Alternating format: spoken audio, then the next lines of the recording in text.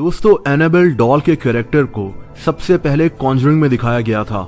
उसके बाद एनाबेल के नाम से एक मूवी इस डॉल के ऊपर बनाई गई जिसने दुनिया भर में लोगों को खौफजदा कर दिया था। रिसेंटली एनाबेल कम्स होम के नाम से एक और मूवी इस डॉल पर बनाई गई है। वैसे तो ये सिर्फ मूवीज थी, लेकिन क्या आप जानते हैं कि एनाबेल डॉल की एक असल कहानी भी है जिससे इंस्पायर होकर एनाबेल डॉल के कैरेक्टर को बनाया गया।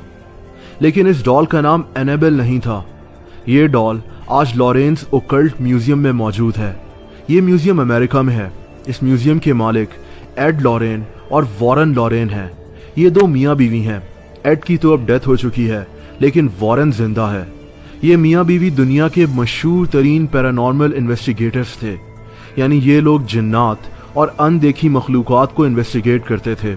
इन दोनों ने एक साथ तकरीबन 10,000 केसेस को स्टडी किया है।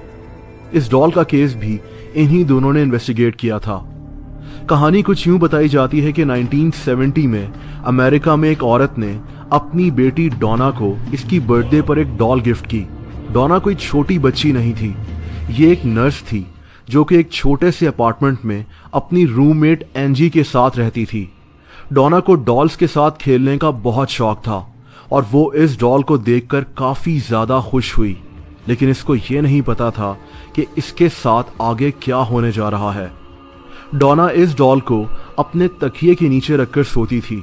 कुछ ही दिनों में डॉना को एहसास होना शुरू हो गया कि इसकी ये डॉल इसके तकिए के नीचे हल्की हल्की हिलती है। शुरू में तो इसको ये सिर्फ एक वहम लगा, लेकिन आहिस्ता आहिस्ता डॉना को एहसास हुआ कि ये सिर्फ एक वहम नहीं है। डॉना और इसकी दोस्त जब भी अपने अपार्टमेंट में वापस आते तो इनको कागज के कुछ टुकड़े मिलते थे जिन पर अजीब किस्म के मैसेजेस लिखे हुए होते थे। कभी इन कागज पर हेल्प अस लिखा हुआ होता था तो कभी कुछ और। ये अल्फाज बहुत ही खराब राइटिंग में लिखे हुए होते थे, जैसे किसी बच्चे ने लिखे हों। इसके अलावा इनको अपने अपार्टमेंट से लंबे लंबे बालों में बंधे हुए खिलौने भी मिला करते थे, जो कभी डॉना के बेड के नीचे मौजूद होते थे तो कभी इसकी अलमारी में। डॉना और इसकी दोस्त बहुत ज्यादा खौफज़दा थीं, लेकिन इनको ये लगा कि कोई इनके साथ मजाक कर रहा है, जैसा कि इन्हीं की कोई दोस्त जो इनके घर में इनकी गैर मौजूदगी में एंटर होती है और ये कागज रखकर चली जाती है। लेकिन इनको ये अंदाजा नहीं था कि मसला डॉना की डॉल के साथ है। और फिर एक दिन वो हुआ जो इनके वहमो गुमान में नहीं था। एक रात ये दोनों अपने अपार्टमेंट के अंदर एंटर हुए। इन्होंने अपार्टमेंट की लाइट्स ऑन की तो इन्हें यही डॉल दरवाजे के बिल्कुल सामने पड़ी हुई मिली। कहानी के मुताबिक इस डॉल के पेट पर बहुत सारा खून लगा हुआ था और ऐसा लग रहा था कि इस डॉल के पेट को किसी ने छुरी से काटा हो।